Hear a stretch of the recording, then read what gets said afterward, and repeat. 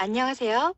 트럼프가 어제 백악관에서 폭탄을 터뜨렸습니다. 소셜미디어 기업들을 겨냥한 행정명령에 전격 서명을 한 것이 전 세계적인 돌풍을 불러일으키고 있습니다. 해외에 나가 있는 모든 SNS 사업 관련 미국 기업들이 전방위적으로 타격을 입게 되는 중대 사건이기 때문입니다. 사안이 워낙 심각하여 미국의 적파 매체인 CNN은 즉각 이에 대한 영상을 제작하고 방송을 내보냈습니다. 트럼프는 서명 전이 백악관 연설에서 미국 역사상 가장 중대한 위험에 직면한 것 중 하나에서 언론의 자유를 지키기 위한 것이라며 소수의 소셜미디어 독점은 미국의 모든 공공 및 민간 통신의 상당 부분을 지배하며 그들은 민간 시민들과 많은 대중들 사이에 사실상 모든 형태의 의사소통을 검열, 제한, 편집, 형상화, 숨기기, 변경하기 위한 통제되지 않은 권력을 가지고 있었다고 말했습니다.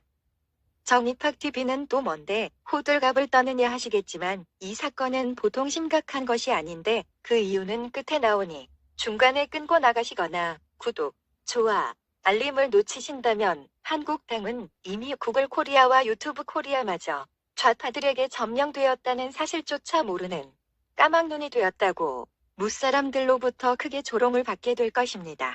우선 트럼프의 행정명령이 위대한 이유는 전 세계적으로 작용화 바람이 불고 있는 시점에 페이스북과 트위터, 유튜브와 구글을 포함하여 지구촌과 미국의 모든 소셜미디어 기업들을 향해 철퇴를 내린 것이나 다름없기 때문입니다.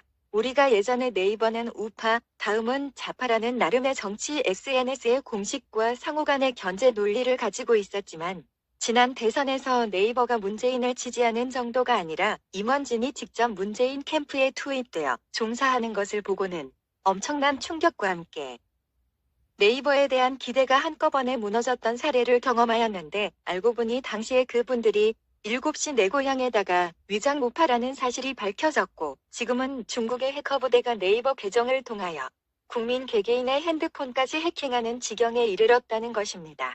네이버가 하도 미덥지 않아서 해시민 한국민들은 미국 기업 구글을 쓰고 있었는데 이건 마저 좌파들에게 털렸을 가능성이 높다는 것이죠.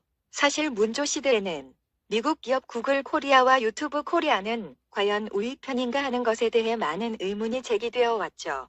유튜브가 정치 성향에 따라 유튜버들을 차별한다든가 유시민의 알릴레오, 김어준 방송, 고양이 뉴스, 알림이 황희도 같은 네임드 좌파 채널들에는 단가가 높은 광고를 배당하고 채널의 노딱이 1%, 녹딱이 99%인데 반하여 우파 채널은 그와 정반대가 되는 빈익빈 부익부의 역전 현상을 접하면서 공중파, 지상파, 유튜브를 비롯한 자유대한민국의 모든 언론은 하나도 빠짐없이 로마의 폭정과 히틀러보다 못한 언론 대탄압의 시대라는 사실이 밝혀진 것입니다. 이것은 당통위원장의 교체 직후에 노딱 폭탄이 터진 것에 대해 이현주 의원이 과연 우연이냐며 항의를 한 바 있고 이창섭 전 연합뉴스 편집국장은 유튜브 코리아를 지극히 저편향적인 매체라며 강력 비난하기도 했습니다.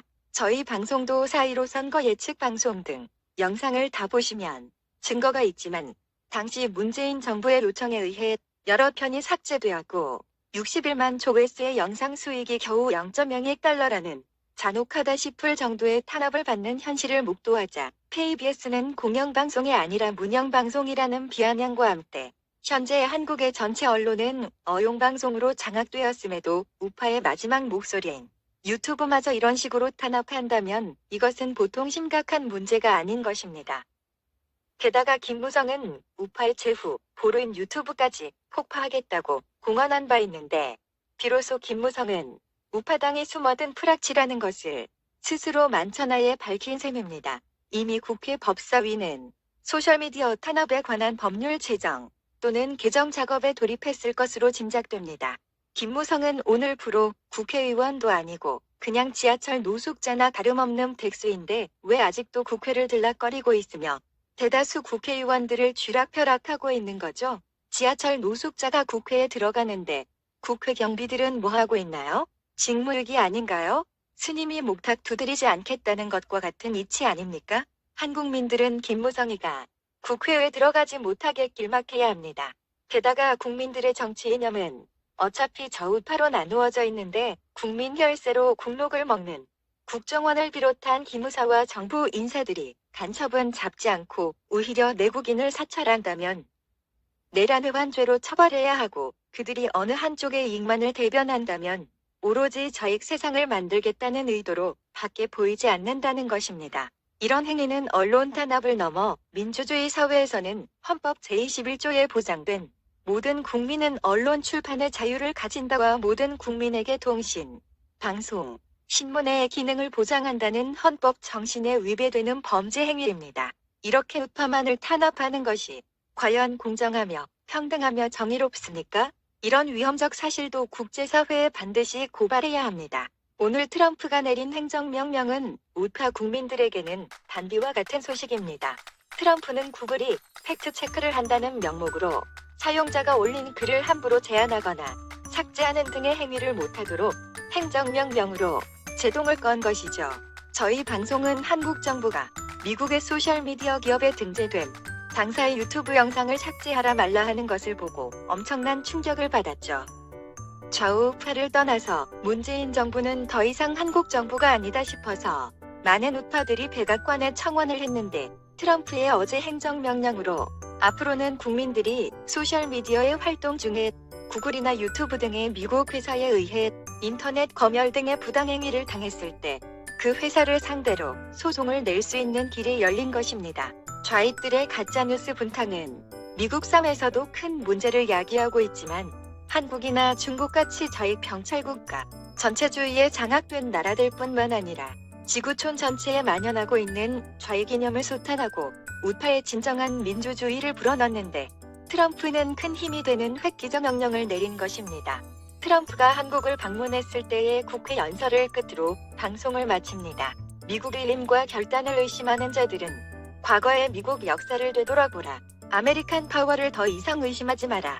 나는 미국에 대한 파괴 위협이나 자유무방 동맹국들이 공격받는 것을 결코 허용하지 않을 것이다.